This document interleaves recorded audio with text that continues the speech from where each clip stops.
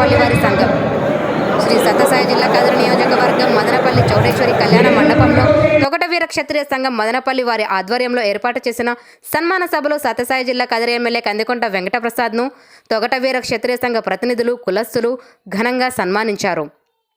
తొగట వీర క్షత్రియ సంఘ సమావేశానికి ముఖ్య అతిథిగా కదిరి నియోజకవర్గ శాసనసభ్యులు కందికొంట వెంకటప్రసాద్ పాల్గొన్నారు.